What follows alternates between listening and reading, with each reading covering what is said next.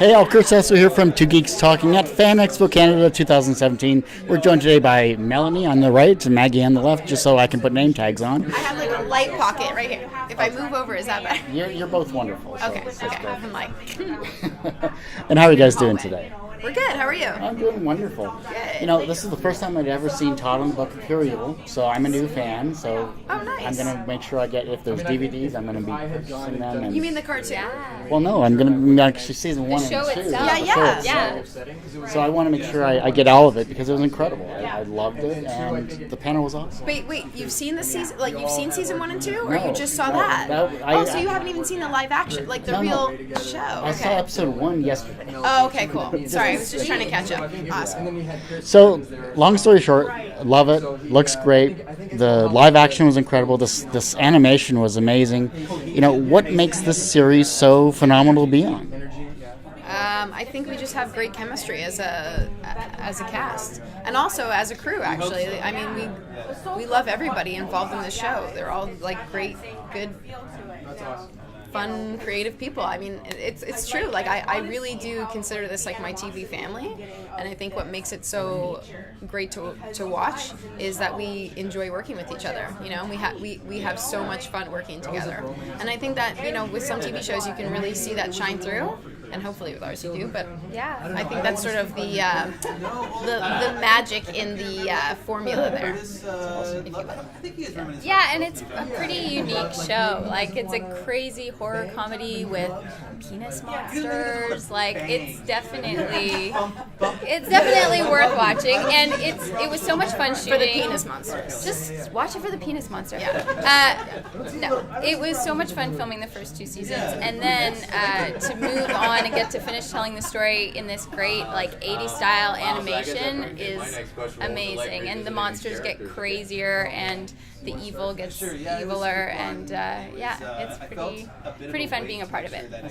So, in the transition from live action to animation, I mean, did you ever think after the show got canceled, are we going to get to do this again? No, I mean, of course not. That's what's so nice about being here right now with everybody is just this sort of opportunity to work and hang out again. It's great. It's so fun to have that opportunity, and you know, if the film does well, maybe we could do an animated series. Who knows? But you know, I think everyone would be game to do that, and I think it would work so well as an animated show. But yeah, it's always a pleasure to have opportunities to come back and be part of Todd in whatever like capacity that is. Like I personally am always down to sort of come and hang out with everybody. Yeah, definitely. And we finished season 2 on such a like cliffhanger. So just the opportunity to finish telling the story. Sorry, Alex is talking about me in my peripheral. Alex is and always laughing. talking about me. How rude! Because he loves her. Who, Mel? I love Mel. I know he loves me. Anyway, he loves me. Whatever. It was fun. It was fun to finish telling the story. We like really can be ourselves. We just like all like diminish to like our 15-year-old selves, and we just like bug each other all day, and we like don't know how to speak. Like it's just, I don't know. It's just immaturity. We all get together. Yeah, but that means it's a good cast and you have fun, and that's the ultimate goal, for sure. Everyone has one person that kind of inspired them on their path to where they are today. Who was that for you two? Oh my gosh! Wow. No?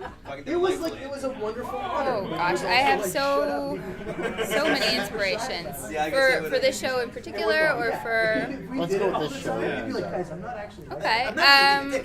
There were a lot of references coming onto set, like Breakfast Club.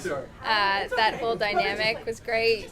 Evil Dead, Scooby-Doo. So once we had an idea of the world that we were playing in, it allowed us to, you know, do our thing and have fun. I saw his balls a lot.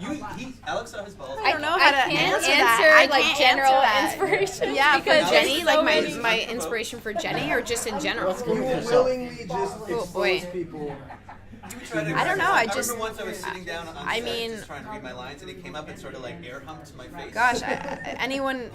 I mean, so many people inspire me. I just look to people who are authentic and who are themselves, and who I think for me as an actor, I've always tried to be myself in an industry that sometimes wants you to be anything but yourself, and especially as an actress, that's really hard to do. And I feel like maybe I haven't always been as successful as I'd like to have been, but if I had to do certain things to get there, maybe it wasn't worth it. And I'm just really happy that I've always sort of been able to like work in a way that I've stayed true to myself, and I have a lot of respect for actors and especially actresses who do that and exemplify that. And it's so hard to say one person in particular, but that's, authenticity is so important to me, and I'm always inspired by anyone who really puts themselves out there in a real way. Is always inspired. Cool. Are you guys gonna be there? Well, that. Trust me. I think he's looking for like Lucille Ball's comedian. Yeah. No. But like women like that, like Sarah Silverman, like women like that, who are just cool, who are themselves. It's not just about their it's like not just about their image. It's about who they are and making sure that's projected even more importantly than their looks. And I think that's what's also nice about Todd is like my character, for instance, like, was I sexy on the show? I guess, but we always tried to do it in sort of like a silly, yes, I'm trying to be sexy, but I'm not really taking myself seriously in that.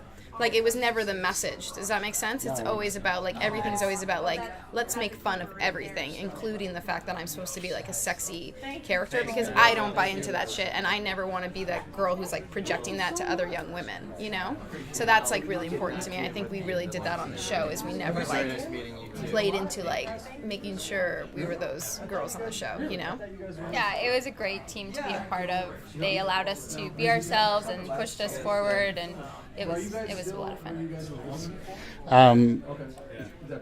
Wrap up or darn. Okay.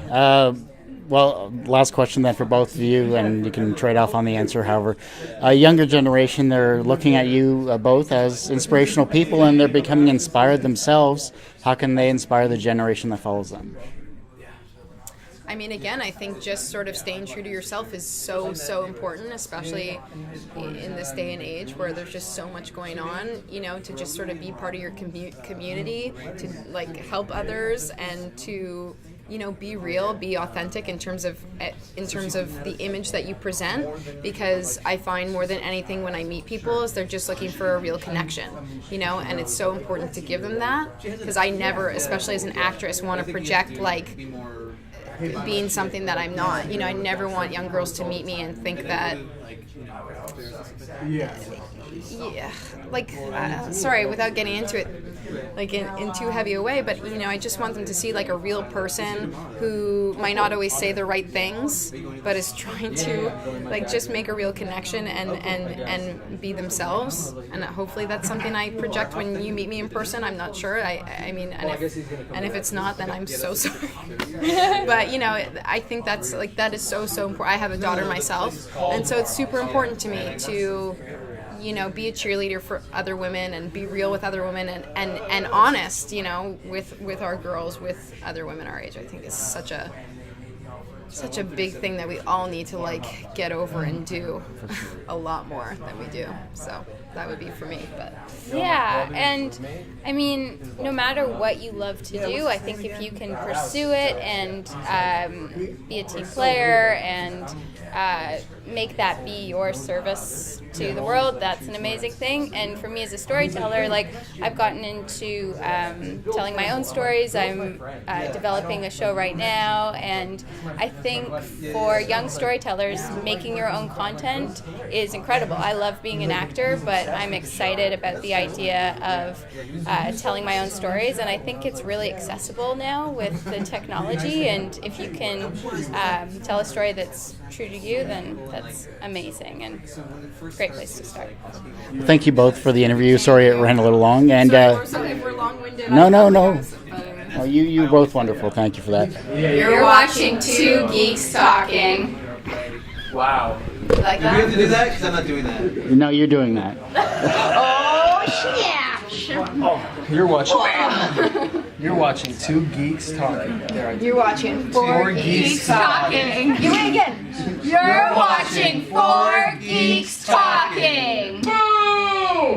Shut your goddamn trap! Get out of here! Don't you have a Kevin Smith movie to go promote? Burn, doesn't he? Is that a burn? Sure,